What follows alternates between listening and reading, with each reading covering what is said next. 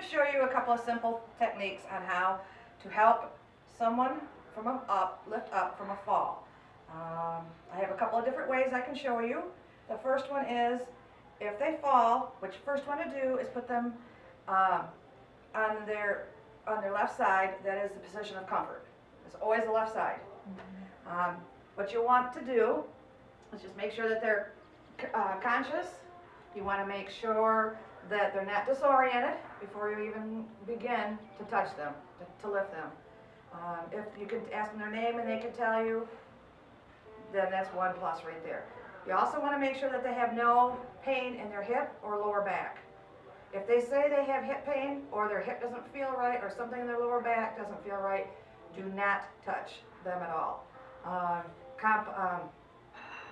Fracture could happen at even sitting down in a chair. Compression fracture very easily happens as the person gets older.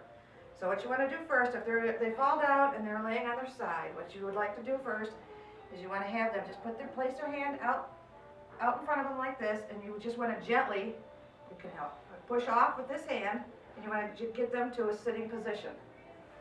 Okay, once they're sitting in a position, upright position, again, find out, make sure, are you dizzy at all? No. Okay.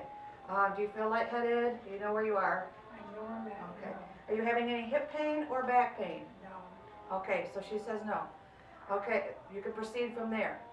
There are two different ways that are quite easy to help them from a sitting to a standing position. One would be getting a chair of some type that does not have wheels. Wheelchair you can use, make sure it's in a locked position. You use a chair with wheels, they're going to end up right on their face. So get a chair that is sturdy, and you want to do is place it in front of them. Okay? You want to ask them if they can get up to their knees. Are you able to get to your knees? Yes. Okay, what you want to do is help them get to their knees, put both hands on the chair, and just, you don't have to pull on them, just give them a little bit of security knowing that you're there. Put one foot up first, and then the other, and slowly stand up. Okay? That's one way. Now, we're going to have you go back down to a sitting position. You don't have to lay down, you can just sit. This is another way. Typically, it's best if you have two people to do a lift, but if you're alone, this is the simplest way to do it. What you want to do is you want to get behind them with your legs about shoulder width apart. Again, ask them if they have any pain whatsoever, back pain, hip pain. If they say, well, it doesn't feel very good, don't even bother touching them. You want to call 911. If they have no pain at all, this is the simplest way to do it. What you want to do is ask them to bring their knees up as close to their chest as they can, like that. Next, what you want to do is you ask them to cross their arms, touch their shoulders. What you want to do next is you tell them, I'm coming in under here. And you place your hands on top of their forearms.